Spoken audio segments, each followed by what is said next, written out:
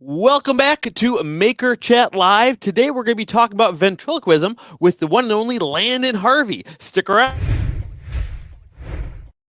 All right, and welcome to the show, Mr. Landon Harvey. How are you, buddy? I'm doing well. Thank you for having me. Good. I'm so glad you could come on because we've been friends for a while, and what I love is seeing all the different things that you make, which are your amazing puppets. Do you have any with you now that you can kind of show us?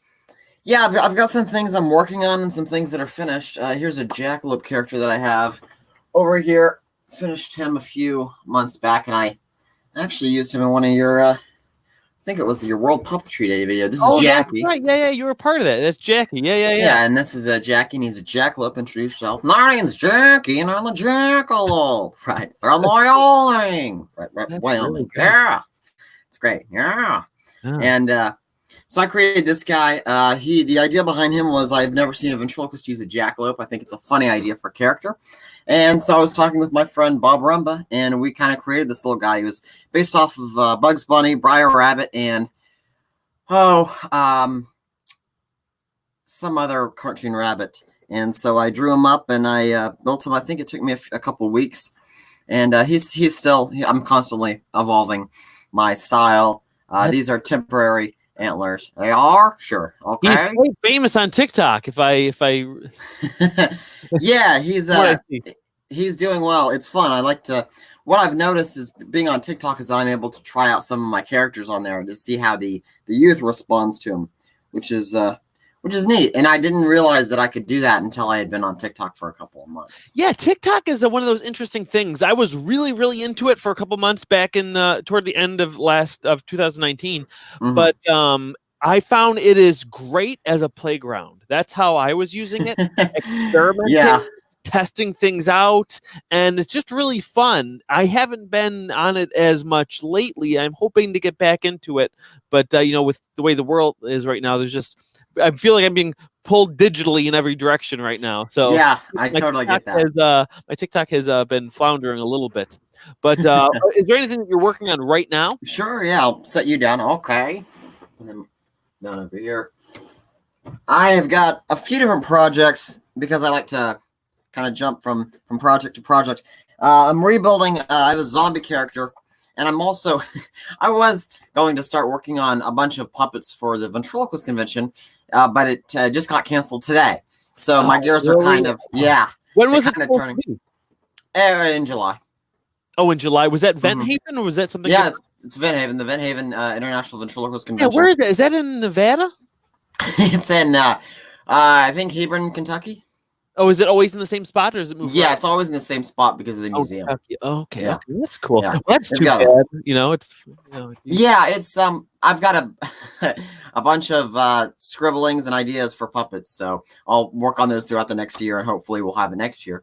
And I'll have 2 tables worth of puppets that I'll be selling. But here's a zombie character that I was building. His name's Bill, and he's in my show. He's a character that I just added, and I built his head, and then I realized that it was too small. Because for my performance of ventriloquism, I have to have bigger puppets because I like the way that they're kind of like my size and they compete with me on stage, and it makes me different from other ventriloquists who typically have smaller characters. So I took this head idea and I rebuilt it, and now I have this one. We were talking with, I don't know if you caught the Maker Chat Live we did with Derek Lux a couple of weeks ago, because he does a lot of bigger puppets as well, because he does a lot of stage performances, and that's what we were talking about, how not only is it help for them to be bigger, because in they were also interacting with real people, so for scale for one thing, and as well as just kind of exaggerating a lot of the features in the same way that you would stage makeup, so it picks up from a distance better for stage performers like yourself. Sure, and it's difficult for me because as a builder, I want to build stuff bigger because I'm used to performing with it, where I have bigger puppets. Here's the actual other head. We use the word maker here, not builder. Maker. Okay, maker. And as a maker, I want to build make for the ventriloquists the same puppet sizes that I do for myself, but I've had to make smaller puppets because that's what they're used to. So I keep the bigger characters for myself. But you can see the difference. Look, there's this one's obviously not covered, but this one's so fairly larger than the initial one over here in foam. So is that one another prototype? Because I thought Bill's already an existing character for you, isn't he? He is. I rebuilt him because he was. I initially had him built by Josh at the dummy shop, and I love the look, but I wanted it to be exaggerated more. And so there was a cartoon by Jordan something from the Loud House, and he had done some beautiful zombies, and I bought the one of the prints from him, and this is the new design is partially inspired by that, where it's got the taller cheekbones, and it'll have more exaggerated features. He'll also have bigger eyes, and of course that the rotting flesh, I just made that bigger, so he'll be goofier and from afar, and also look more coherent with designs like Jackie, which is my jackalope character, and Mervin, and some of my other characters that I use on stage. Yeah, that's great. Again, just because I'm a little confused, because do you have Bill with you, the one that you've been using in your other videos? I do. He's in a case though, so he's not out. Okay. Yeah. Was that the one that was made by the other company? Yes, and they do great work. They built Edna Dornocker, Darcy Lynn's old lady. Oh yes. Yeah. And they build. They're always at convention. Jet and I don't think Josh goes to convention, but Jet's always there, and she has around 50 puppets that she builds, and she does absolutely great work and super neat and fun and colorful character designs. Yeah. Well, I want to talk a little bit more about your process, because it seems like for the most part that you do an additive foam fabrication. Is that your go-to style that you use? Yeah, primarily. Yeah. So how do you, let's walk us through your process. How do you usually start? Do you start with a sketch? Oh yeah, definitely. Whether it's a new character for my show, which I'm constantly trying different stuff, or if I'm building for a client, I'll usually start with a sketch. I built a Bernie Sanders puppet for Terry Fader, and the only reason why I built that was because, yeah, there it is. He had purchased this other old man character from me, and he had talked to me about using it in a bit with as it playing Bernie Sanders, and I asked him if I could just build him a custom Bernie Sanders, because while it could be played off as Bernie Sanders, it didn't look. I didn't want it to be my representation of Bernie to the public, because I wanted to really show my ability as a builder. So that night, this was when my dad and I were in Vegas, and we were backstage with Terry, and he told us that. So that night, I did a few sketches from my hotel room, and then I showed them to him the next day, and he said, great, and he approved them, and I started building when I got back home.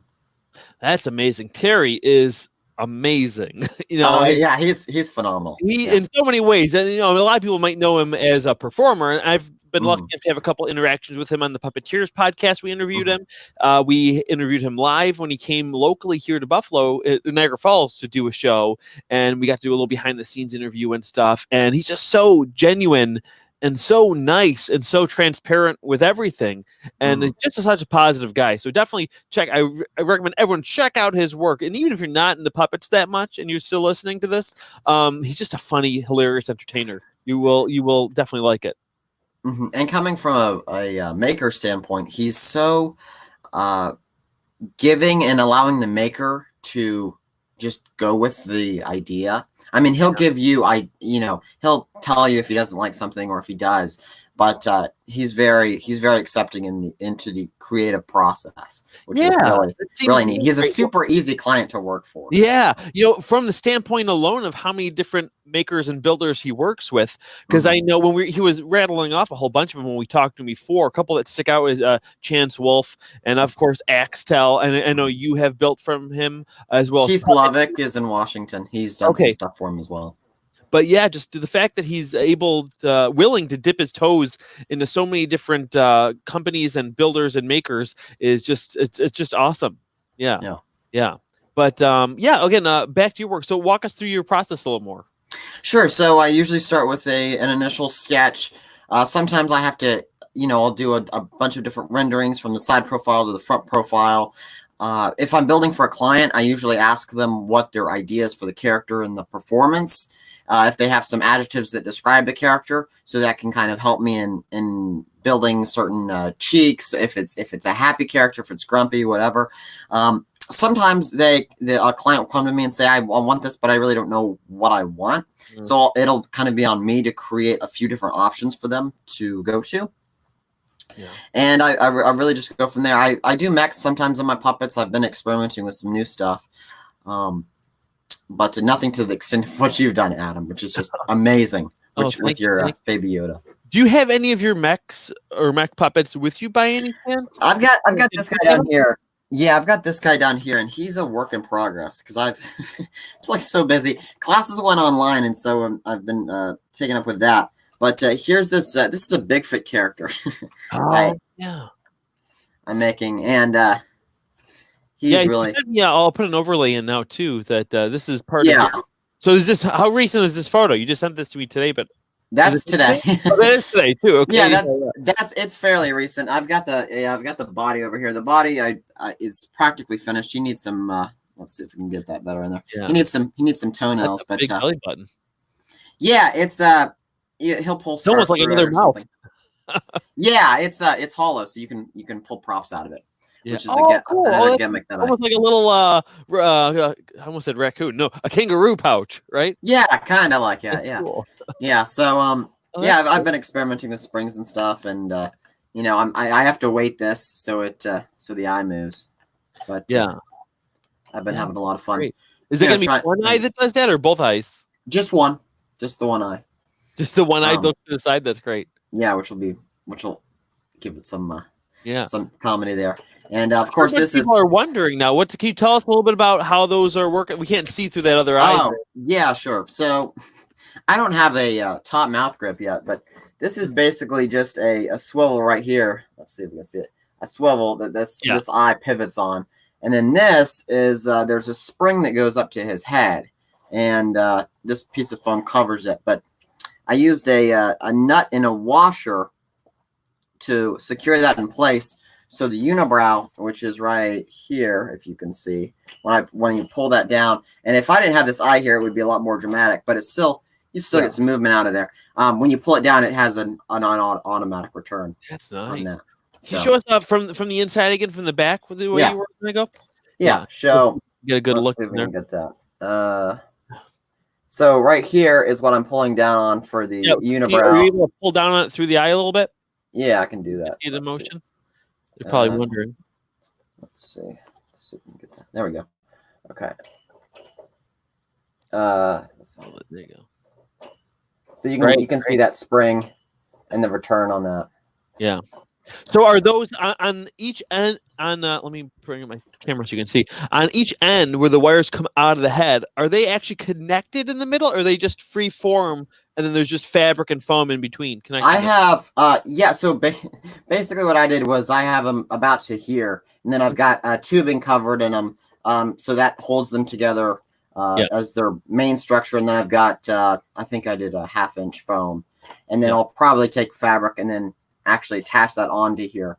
I'm not sure because I haven't sewed any of the hair on yet, because you have to I have to get the eyes in first. But it's all a process. But he's kind of inspired by the Bigfoot character from a Goofy movie. Oh, I remember a Goofy movie. I don't remember a big. A little bit. I love their they're out in the woods camping, and they encountered this Bigfoot, and I loved the comical tooth.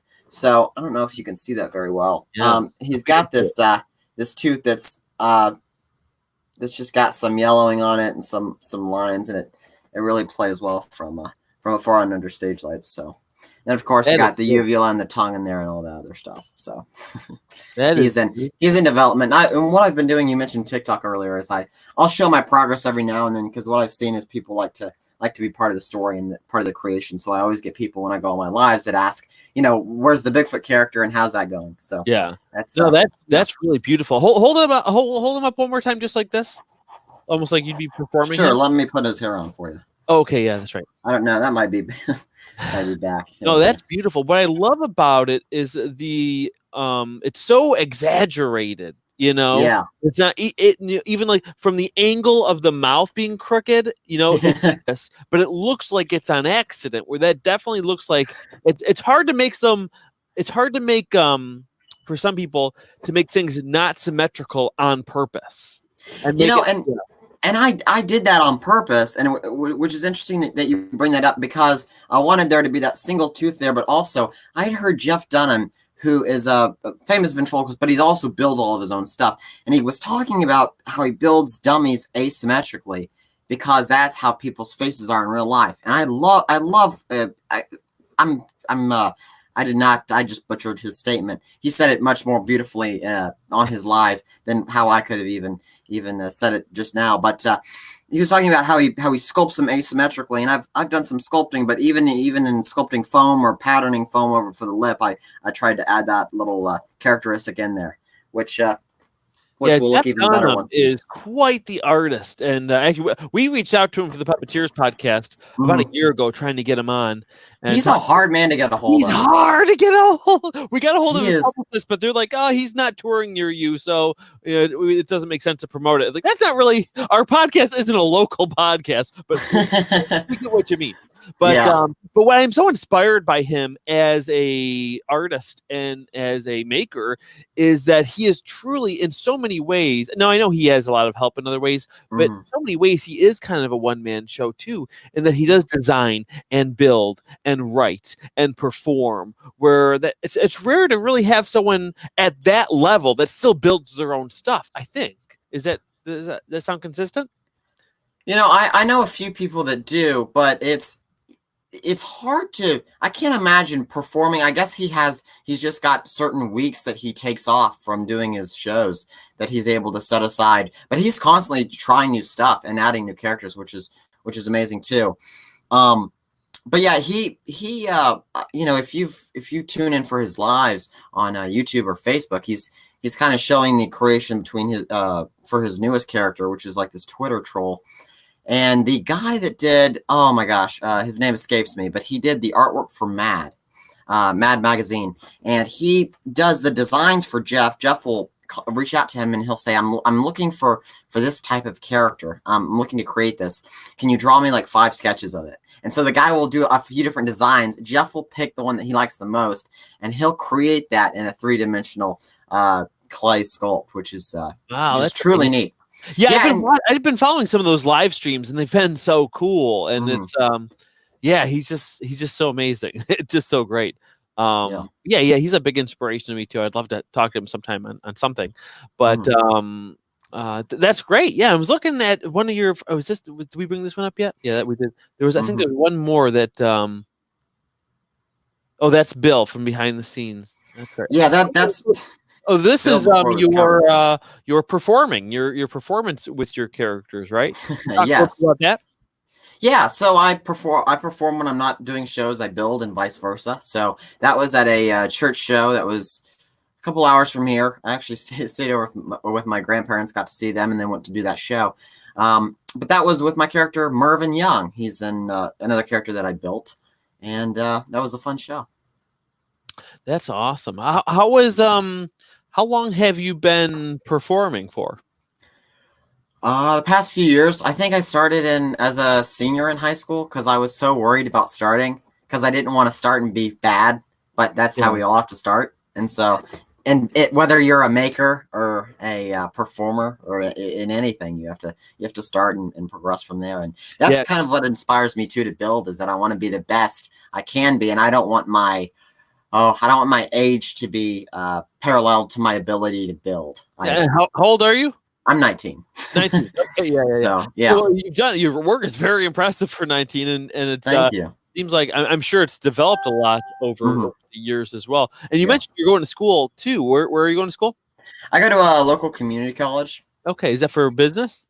Yeah, it is for business. Oh, that's great. Yeah, that's very smart to get into. It's great. It's all here. I'm able to do my shows on the weekends or during the weekdays, and I take the occasional order as it comes in, and it's fun. Yeah. Let me talk about that now too. With your commissions that you do, how do you go about pricing your work? It depends on what it is, and that's a great question because I've had a lot of time to think about this lately. And I think that my commissions are going to be generally more expensive than the work I sell at convention. just because what I sell at convention is the goofy and weird stuff I want to build. Yeah. And it's hard to sell an idea to someone when the general public is used to using like the cheeky boy figure or the old man stereotype puppet. So I've built a bunch of different stuff. I built a cat. You guys can find this on my Facebook or I have a website, theoriginaldummy.com. But I've built a teenager with braces, a chubby teenager with braces named Dewey the Dweeb. I built a bunch of different stuff. But in terms of pricing, I have a ballpark figure that that I've kind of okay, if I'm going to build for this person, it'll be this much. And I just put more of a higher level of detail into it. Mm-hmm. Is basically how which is difficult because I'm more of an artist than I am just a puppet builder. So I don't want to build for just anyone. But then at the same time, it's like I'm a college kid and I need money. So I'm like, language, man. Language. So I'm like, sure, I'll build this for you for this amount, for this price, and it'll be similar to having it built by these builders. But I won't have as much detail or this or that, and you'll get it. And my turnaround time is pretty quick. I can build something within a few days to a week if it's a simple project. Yeah. So. Well, one thing that I love about what you're saying too is well, let me start it this way: is I know when people are newer builders, they have that passion and that hunger to just do it, which is part of why a lot of beginners, for multiple reasons, have their prices pretty low. First of all, they're starting off. And secondly, they're hungry for the work. And when you're hungry for the work, it's hard to charge as much because it's a supply and demand thing. So, So has your prices evolved much over the couple of years that you've been building and selling your puppets? Sure, definitely. I put, as a performer, it's been a real treat to be able to be a performer and a puppet builder at the same time, because I know I'm able to build my puppets with a higher level of attention to detail in the grips or the certain aspects or gimmicks used in the performance of ventriloquism, so I can understand where my client is coming from. So of course, my prices have gone up over the years. I've gotten better. I've learned how to do new things. I've been able to. I try to make every puppet its own thing, so it's not all the same. I don't have one repetitive pattern that I build off of.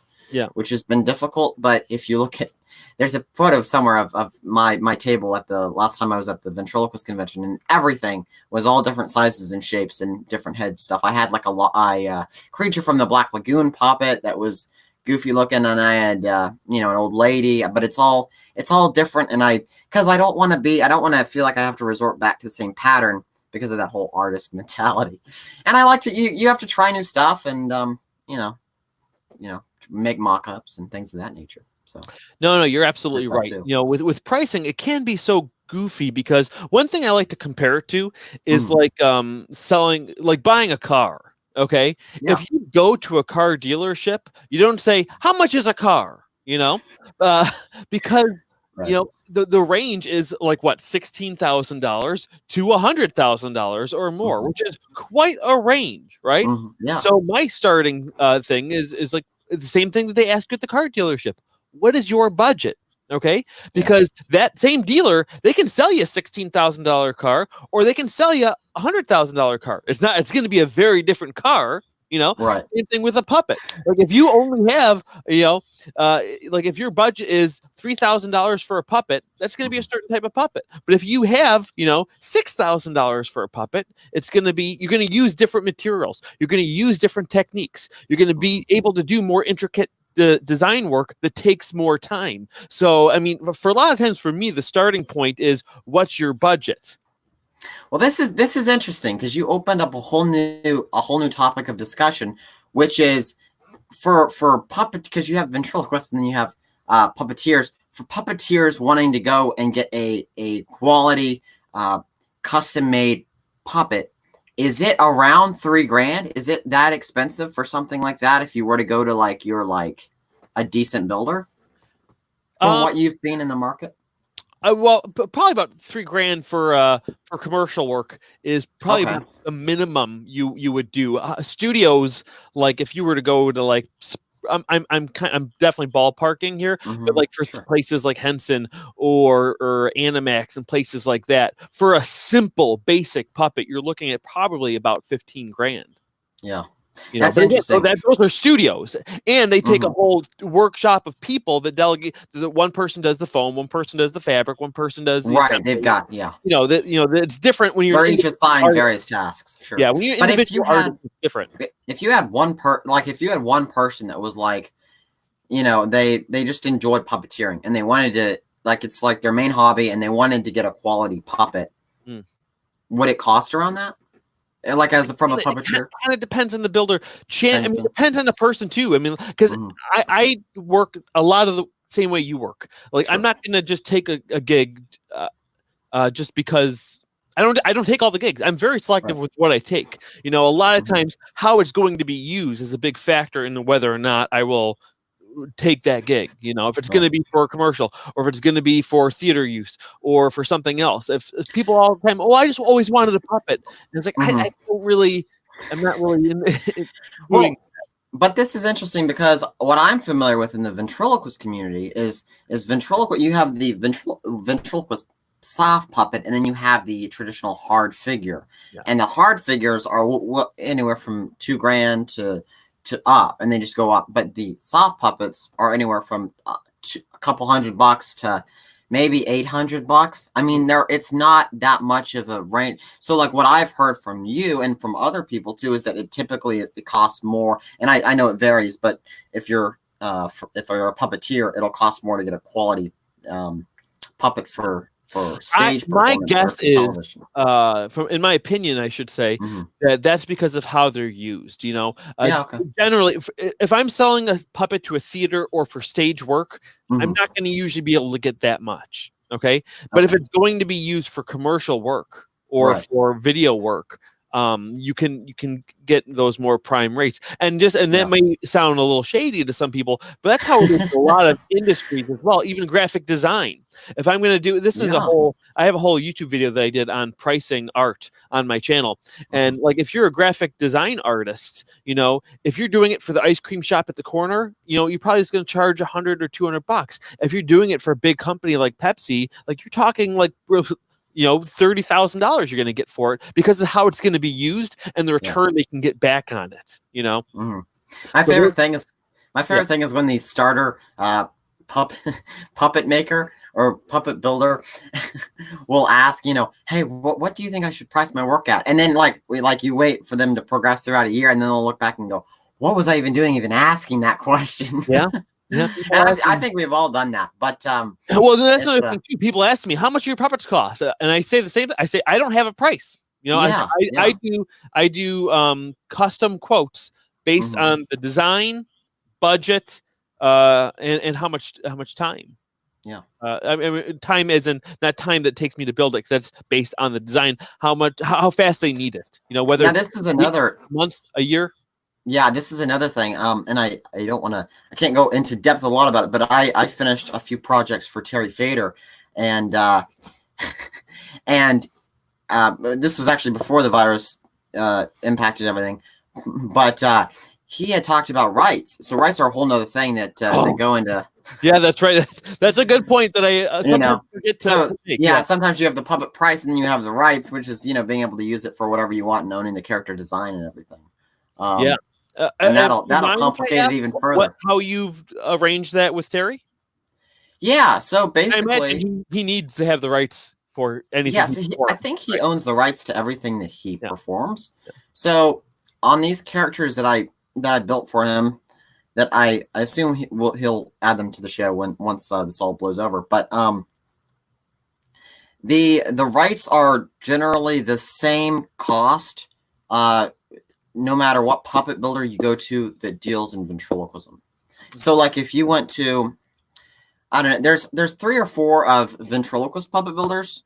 Myself, Barry Gordimer, Jet from the Dummy Shop, Marianne Taylor, and then we all kind of charge around the same thing for rights, so it doesn't impact, you know. Yeah. So that's not another variable. You have price shopping between you guys for that. Right. Exactly.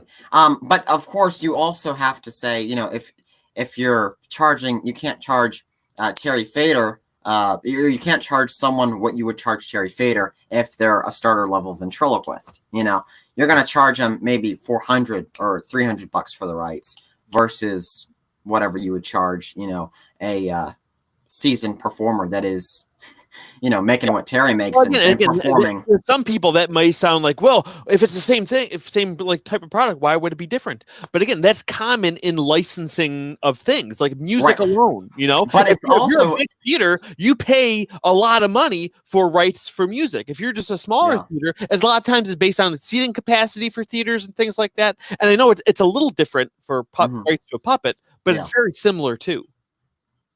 Well, and also what you said earlier, which is you know, if you're not going to charge someone, you know, if you're going to give someone an extreme discount on the rights, they probably aren't able to afford your best work either. You know, you probably have to make it more simple and not, you know, so that's not necessarily cut corners, but not build it in the full to your full ability is, I guess, how I have to put it. Yeah, which is kind of hard. You know, it hurts sometimes as an artist, but you know. Yeah, that's why you don't take those ones. Yeah. No, that's a really good point. Yeah. Well, because pricing, again, it's so hard and it evolves over time for many of those reasons that we were talking about.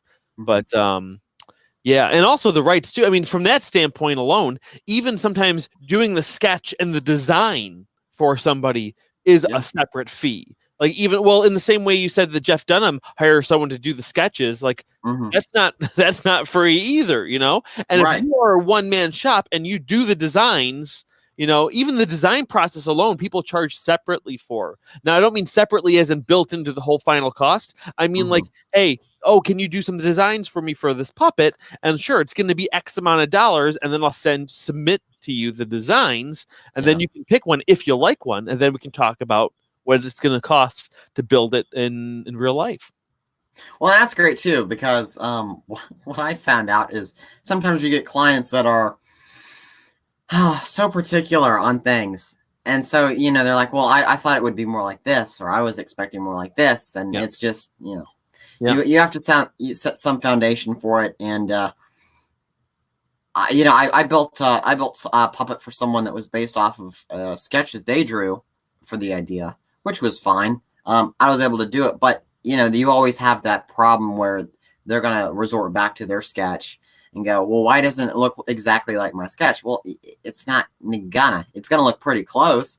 It'll have the same color scheme and it'll have the same, you know, design, but it's a puppet and there's limitations. And, you know, if you're building for the typical everyday ventriloquist, you can't put the same amount of time into it because it's just not worth it.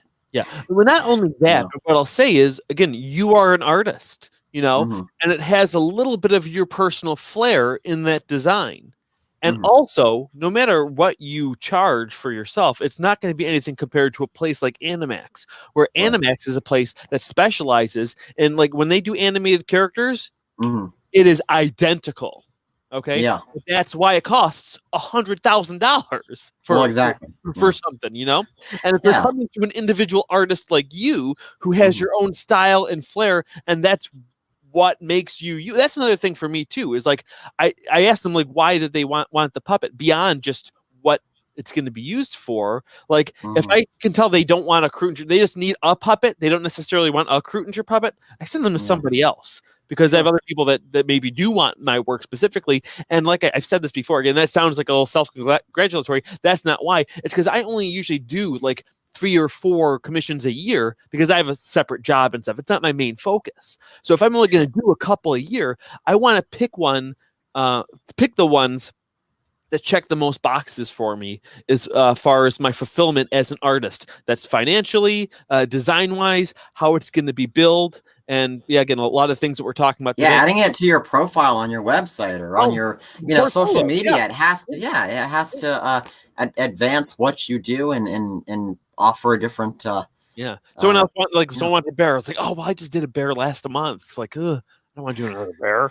You know, right? Switch it up a little bit. What's interesting is there are kids that know me as a ventriloquist and a builder, and so they'll contact me wanting a puppet, and they'll say, I love your designs because they're so original and they're so different from what the other puppet builders do and this and that. And then at home they've got like they've got characters that they bought from the other puppet builders that they're doing nothing with. And I was like that when I was younger too, but and that goes into also not just puppet building, but being able to create a character that's unique to you and your performance, and not just buying the coolest puppet that comes out. Because you go to the convention and these dealerships are stocked with beautiful artwork. And it's easy to just go left and right and buy everything. It's so funny to hear that, because that is so not something that I normally hear in puppetry, but it's not surprised to hear in ventriloquism. Because me and you have talked briefly about this in the past, and I want to dig into it a little bit. Okay, yeah. Because I think a lot of people, put, not all people, not people in the industry, but a lot of people peripherally put puppetry and ventriloquism kind of in the same basket. Or in my experience, ventriloquisms, from a mindset, from the way that they use their props and tools, they're much closer to magician than puppeteer. Like if puppeteer is here and magician is here, ventriloquist is like here. They're way closer to magician. I totally agree. Yeah. Yeah, well, and even I think even from a standpoint of the price range as well, because magicians, I mean, obviously with any industry there are high level things, but generally, like magicians, a lot of the stuff is they want to make their own effects, or if you look at magic items, like they're kind of cheap and expensive. Like they're kind of expensive. They're expensive for what it is, and you're getting usually kind of like a cheap product, unless of course it's something custom made by like Chance Wolf or something. Well, that's another interesting point is kind of with puppet making, is that you can have something like where it's a magic trick that everyone knows, but you can have it customized. Yes. Which is also what you can do with a puppet. Have a puppet character where you can take the idea and you can alter it.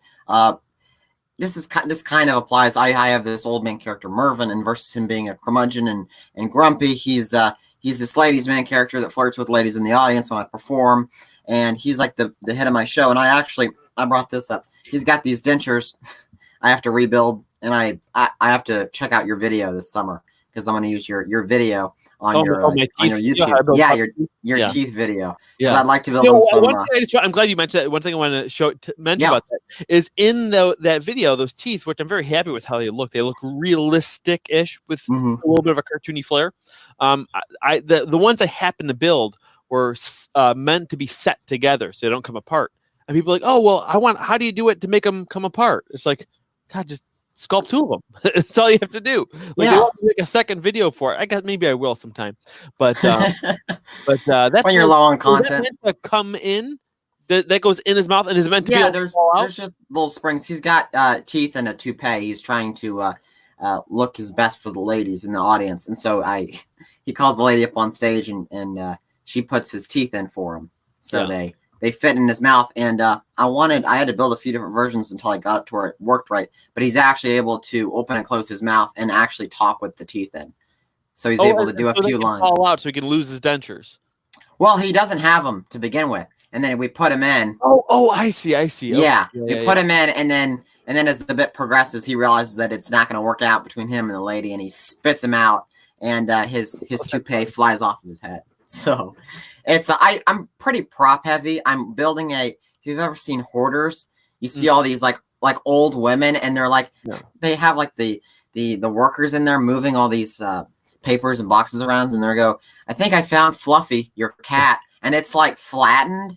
I've been thinking about an idea for having a cat puppet that is her side character. So I have an old lady character, Patty, and she'll have her cat. Oh, that's fun. We pull out of. I've got this false purse it's a purse that I built with a false bottom. So we pull out. It's like a carrot top bit. Pull out a bunch of old lady props and stuff that we find. So it's my show's pretty prop heavy. You bring up something that makes me think of again, kind of comparing magicians to ventriloquists. Whereas I think in a lot of good puppet shows, it is very story based, right?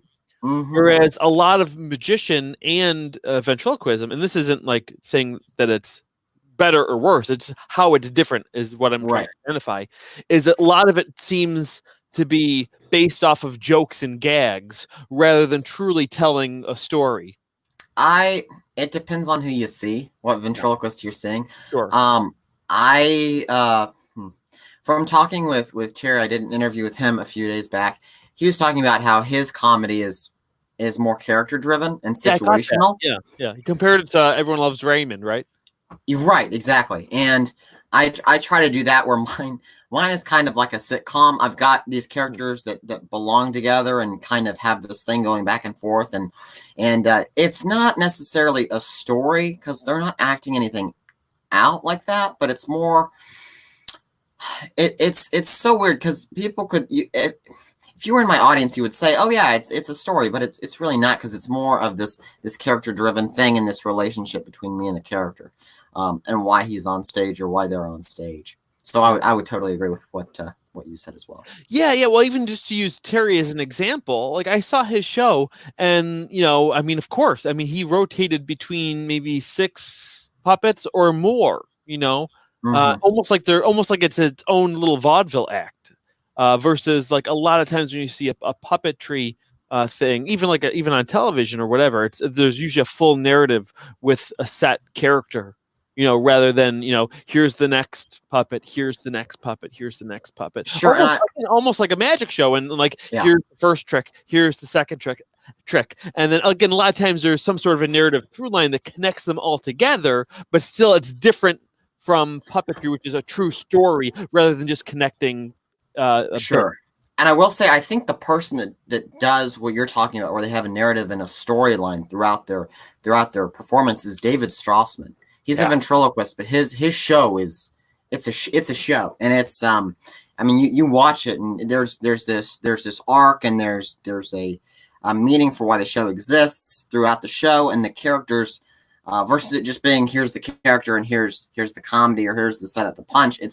There's this driving factor, whether it's they're trying to find his teddy bear character that's left, or whatever the thing is, and that's how he writes, which makes it easier for him probably to decide what characters he's going to use in the show and how he wants the comedy to be driven, because he knows how the characters would respond when he's trying to figure out where the teddy bear went, or whatever the I've actually been familiar with him for years because I actually have a couple of his DVDs, and you're right, it's a full theatrical experience that is much closer to kind of what I was talking about, what you would see in a traditional puppet show, where it's a full story straight through. The one that sticks out the most is with his alien puppet that he had. Is that right? What's his name? Is it Marvin or something like that? I don't know. I'm not sure. Yeah, but anyways, beautiful puppet, beautiful show. I mean, what a brilliant man he is, and that was just that's just fantastic. That's great. That's right. Okay, we have had a couple questions here, or some of them statements. Here's an interesting one. That's Connie here says that most events don't consider themselves puppeteers. Is that something you would agree with? You think? Right. Yeah, I would agree with that. That's for 2 reasons. They either don't want to be associated with puppeteers, or they can't puppeteer the puppet. So it's probably either one of those or both. Yeah. I don't consider myself a puppeteer, but when I'm on stage performing, I think I can puppeteer the puppet fairly well, keep it animated. Yeah. Well, there's a ventriloquist that's I think he's really well known for his manipulation. Is it Dan Horn? Dan Horn, yeah. Oh my gosh, I remember seeing a documentary on him years ago, and the manipulation with these puppets was just remarkable. Absolutely remarkable. Have you know him? Have you worked with him or talked to him much? Yeah, I got to meet him the first year of I got to go to the ventriloquist convention, and meeting him was really neat because I've been a fan of his for a while, and I did an interview with him too. It's on my YouTube page, but and I got to hear his story and how he decided to use the rods on the soft characters. Oh, really? I had reached out to him before about being on Puppeteers, but then I think I wasn't able to coordinate it, and then Cam booked a bunch of other stuff. So I do want to get him on too, because I think he's just a legend in the world of ventriloquism. But another thing that I was thinking about is why, especially with you as a performer, why do you make puppets for other people rather than just making them for yourself? Well, there's the I don't do shows on a regular basis enough for it to become a full-time career yet. So it's my job right now, but I'm also a college student. So the financial aspect of puppet building kind of helps with that. It allows me to, sometimes the puppets are a challenge. I should have sent you this photo. I didn't, but it's all on my Instagram or my website, The Original Dummy. But I built a puppet for John Peasy, and he wanted this alien character with moving eyebrows, and he wanted the stomach to be its brain to be in the stomach, and so the stomach could light up different colors based on the emotions the alien was feeling, and that was the whole. He had already written the bit. He was looking for the person to build the puppet. And he had gone to other puppet builders in the Vent community, and no one wanted to do it because he's very particular about what he wants done, and he's kind of hard to work with. And I took it as a challenge, and I ended up building something that he's been using in his work for him. So sometimes it's because it's a challenge. Sometimes it's because it's an escape for me. Sometimes I've been doing too many shows, or I have been focused too much on schoolwork, and being able to puppet build is therapeutic for me, being able to sew and craft these characters. Sometimes it's the person I'm building for, because I've gotten to build for some pretty awesome people, and I have a goal to build for the top ventriloquists in today's market, and that's still something that I aim for. So I have a few different reasons on why I build for people other than myself, but I'm trying to divorce the style of puppet I build for other people than what I build for myself, if that makes sense. Which was advised to me by my friend Jeff Golds, which is a great tip, and I've been trying to figure out how to do that. No, that's really great. No, those are great points, huh? Yeah. What just to get back into some of the maker aspects of it a little bit too, I want to talk a little bit about materials that you use. What are your go-to materials that you use for a typical build? Typically, I use Antron fleece. Oh, really? Is it? Yeah. Okay. Well, where do you? I get it from Georgia Stage, and I buy it white, and I dye it because I've dyed enough stuff to where I can get it the color that I want it. And oh man, I have got a few fun dye stories. Because sometimes also the places like Puppet Pelts, they have amazing stuff, and I've used them. Sometimes I've gotten stuff from them when I'm in a time crunch. But I think the Barney Sanders puppet, I think that was Puppet Pelts. That was I don't think that was Antron fleece though. That was a different type of fabric that they were offering at the time. But that was the first puppet I used that fabric on, because I liked the way that I could sew it, and I liked the way that it didn't have that shiny Antron look on it. Because I wanted to highlight certain features on him, and it worked really well with that character.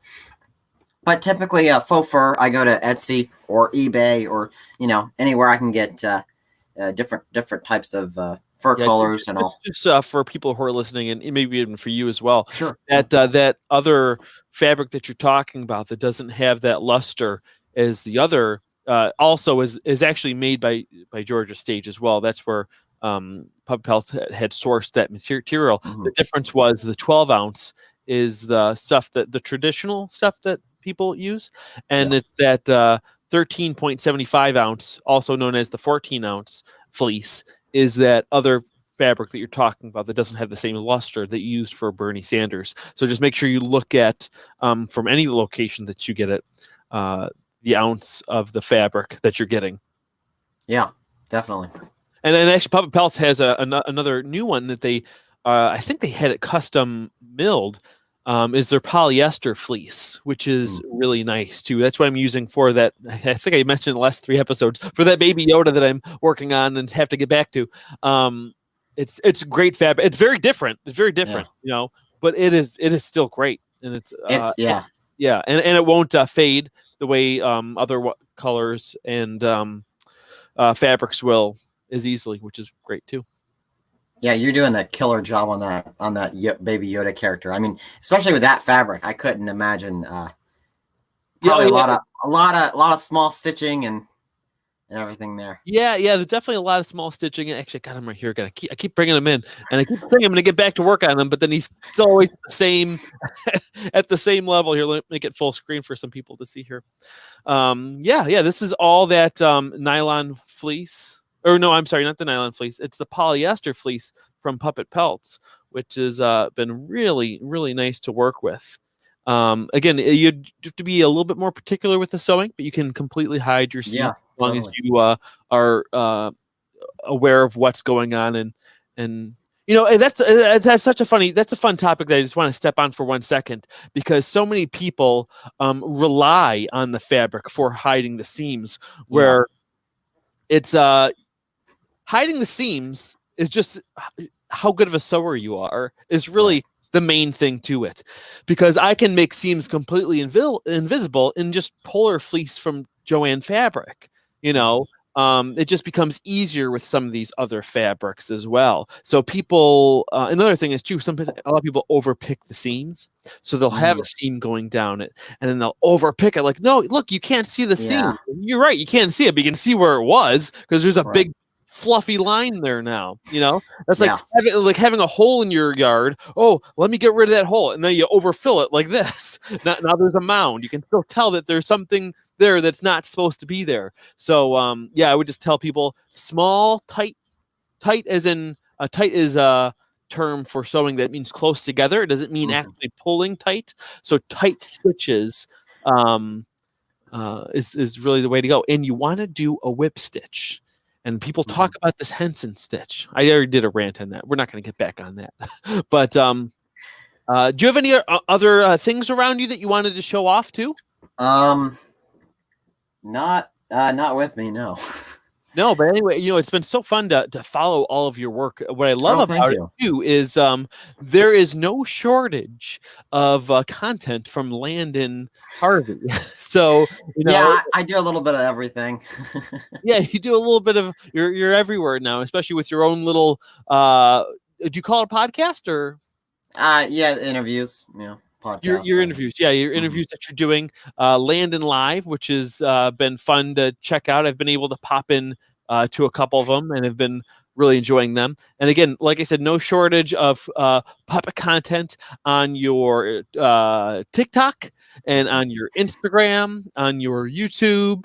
You have a Facebook page too, right? Yeah, I've got a Facebook page, Landon Harvey Ventriloquist, and the Facebook group, Landon Live, for anyone wanting to join and see the lives. It's where they all are. I also re-uploaded them on YouTube. So that's great. So you don't go live on YouTube? I tried it a few times, but I realized that the people that were tuning in weren't from YouTube, so I just uploaded them on YouTube afterwards. Yeah, that's nice too. That's great. What is your goal with that? What are you trying to do with that? Just make connections, meet people. I like hearing people's stories and how they got into it. I'll interview all the ventriloquists I possibly can that are working pros, and I'll go into other types of performance arts. Tomorrow night I'm interviewing Judy Tenuta, who's one of the famous comics. She was a famous comic in the 80s, and she's done some amazing things in her life. So I'm excited to hear her story. That's awesome, man. That's awesome. Is there any big projects coming up that you can tell us about? Oh man, I've got a few character designs that I'll work on probably this summer in preparation for next year's Vinhaven convention, and I'll probably post some stuff on my Facebook and my Instagram. So keep a lookout for that. That's awesome. Yeah, I just wanted to bring in here one more little thing. Let's see if I can bring it in correctly here. Here it is. This is Landon's Facebook page that you can check out a lot of his work, a lot of his builds, some of his interactions. So that's my show page. I try to keep my shows and my builds separate. Sometimes people contact me through that page going, "Can I buy a puppet from you?" And it's hard, but my other page is the original dummy. I don't know if that's a page or not on there, but that's where I do my shows, and I post show stuff or videos from TikTok. Oh, okay, okay. Yeah, I was gonna say, yeah. So definitely, I mean, this is probably a good landing page to at least be able to find all of your Yeah, other totally. venues, puppet work, eh, Landon through the years too, which is nice. And great. Do you have an actual portfolio formally somewhere that people can check out as well? If you want to see my puppet work, you can go to theoriginaldummy.com, and I've got a bunch of different photos of my past characters that I've built. That's in the awesome. gallery. Yeah. Cool, cool. Is there any final words you want to say to people who would be listening, or anything else you want to point them to? Sure. Adam, with everything he's been doing with his channel, and if you've seen my stuff, just keep creating. I think the problem is people worry about other people's opinions or the current build that they're working on maybe not being good enough. Keep building. You're going to get better if you keep building, and no matter what it is, keep creating and enjoy it. If you don't enjoy it, it's not going to be. I want to hang on that for 1 second too, because I feel like a lot of people get discouraged and they go too slow in the beginning because they're aiming too high. Yeah. They build their first puppet and they're like, I followed along with what you did, and look, it doesn't look like yours does, or it doesn't look good, or I'm not happy with it. Like, what do I do? What do I do?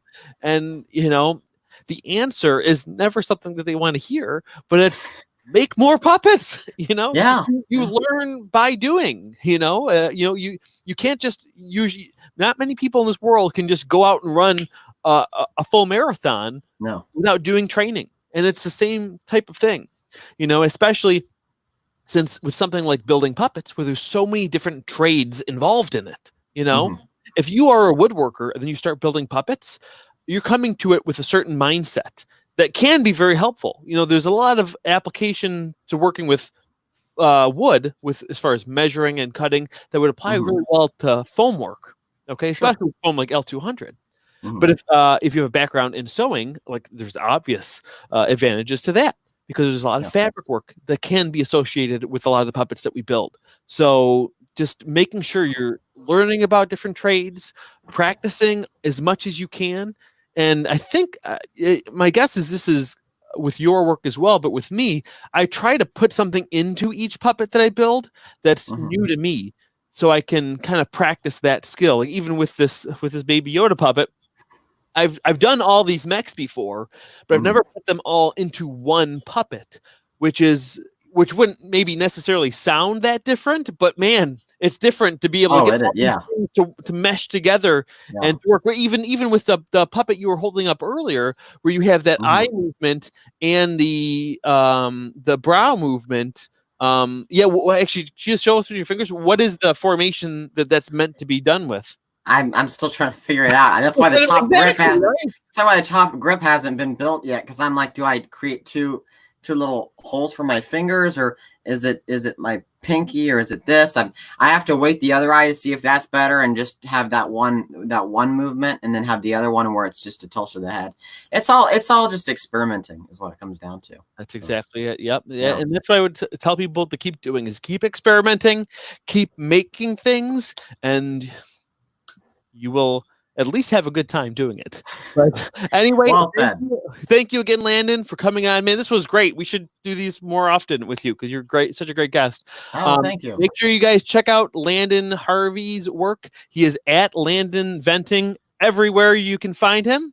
And if you're listening to this on audio, make sure you check out there's a video cast for every single one of these episodes. We just launched the YouTube channel for this as well. So the archives are there as well. You can check it out. It actually streams live there as well. And I look forward to the future. Thanks again, Landon. Awesome. Thank you for having me. Bye.